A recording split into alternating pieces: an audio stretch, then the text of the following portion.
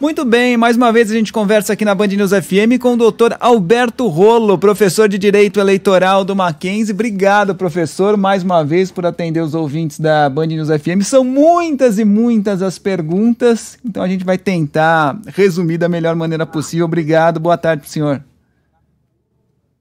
Boa tarde, eu vou começar pela Gabriela. Fábio e André, sempre um prazer estar aqui com vocês na Band News FM. Obrigada, boa tarde. Doutor Rolo, a gente tem algumas curiosidades para saber, claro, a respeito dessas eleições, mas primeiro eu faço uma pergunta sobre o comprovante eleitoral. Muitas e muitas mensagens chegando agora aqui pelo WhatsApp da Band News FM a respeito do não recebimento do comprovante eleitoral. Eu, por exemplo, não peguei o meu. O mesário perguntou, você quer o seu ou não quer? Eu falei, não precisa. Não precisa mesmo, tá lá no e-título, como é que funciona isso? Porque antes a gente tinha de ter o papelzinho ali para comprovar depois que tinha votado, né, doutor? E a gente pergunta também porque alguns ouvintes mandaram mensagem dizendo que ou receberam o comprovante de outra pessoa, só se deram conta quando chegaram em casa, ou quando foram pegar o comprovante, alguém já tinha retirado o comprovante daquela pessoa. Então vamos lá. Nas outras eleições, era normal a gente pedir o comprovante para poder usar no dia a dia, quando tivesse que mostrar que estava em dia com a Justiça Eleitoral. Agora, hoje em dia, isso é feito pela própria internet ou pelo e-título, como você falou, então eu consigo emitir uma certidão de quitação eleitoral pela própria internet. Então, nesta eleição, até por causa do contato físico, a orientação foi: recebe o comprovante quem pedir. Quem não pedir, não recebe. Agora, Gabriela, o que significa que vai estar lá, a hora que o mesário digita o número do meu título, já entrou no sistema que eu compareci para votar. Então, como a apuração terminou já 100%, então agora já está lá no cadastro da Justiça Eleitoral que eu votei, mesmo não tendo o comprovante. Agora, Gabriela, você levanta um assunto importante, que é receber o comprovante de uma outra pessoa. Isso está errado, né? O eleitor tem que conferir na hora, o mesário tem que conferir na hora se assinou no lugar certo, porque às vezes, ainda mais com máscara, as linhas são muito estreitas, né? Entre o espaço entre as assinaturas é muito pequeno, então às vezes acaba confundindo e a gente acaba levando o comprovante errado. Não pode? Acontece, mas é erro, não é fraude, não é intenção de fraudar a eleição, mas precisa olhar com mais atenção. Bom, acho que esclareceu alguns ouvintes, algumas dezenas de ouvintes que mandaram mensagens para cá. A gente separou, doutor Rolo, algumas curiosidades que aconteceram ontem. Primeiro, pelo fato de ser uma curiosidade, e segundo, porque desperta dúvidas, né? Dúvidas, exatamente. Por exemplo, em Itapuca, Rio Grande do Sul, o candidato Marcos do DEM foi eleito com uma diferença de um único voto.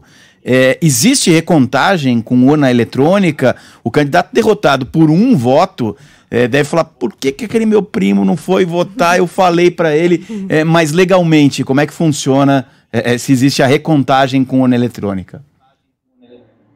Não é tão incomum essa hipótese, são 5.570 municípios, né? Então não é tão incomum assim, em outras eleições já aconteceu.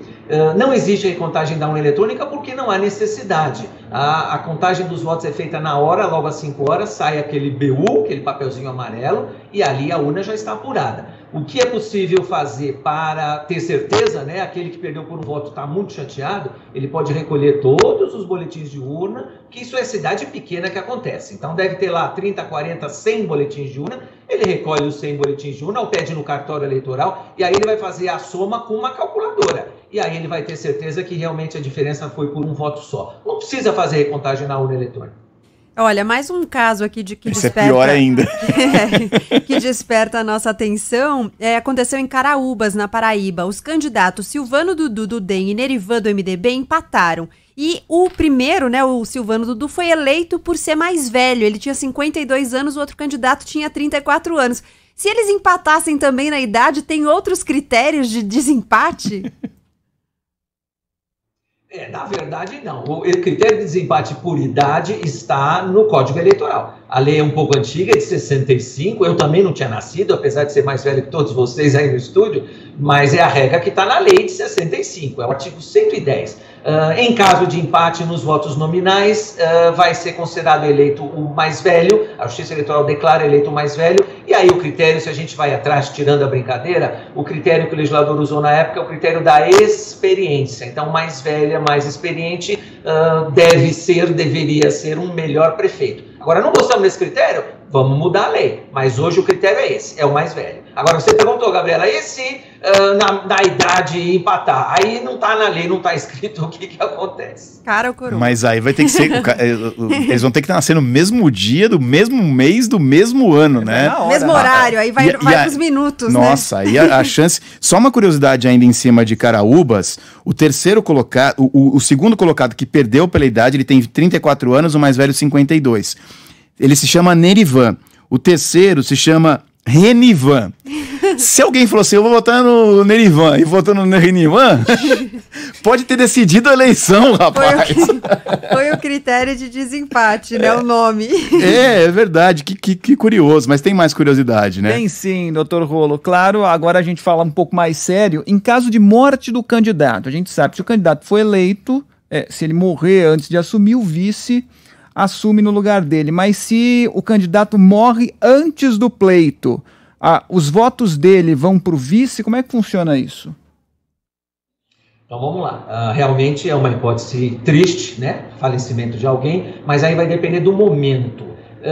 Se o falecimento acontece antes da eleição, é possível substituir. Essa é a única hipótese que a lei permite a substituição até a véspera, né?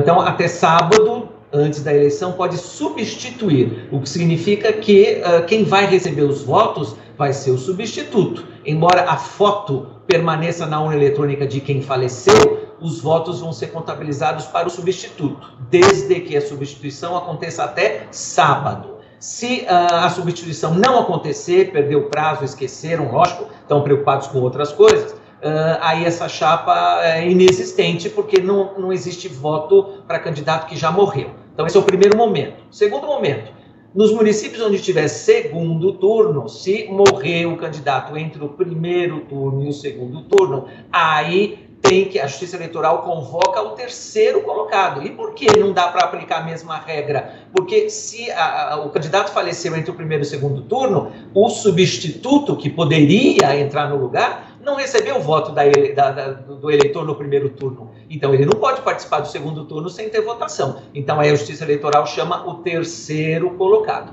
E aí, um terceiro momento de falecimento. Se algum eleito falecer depois da diplomação, aí assume o vice-prefeito, porque aí já é considerado vice-prefeito eleito.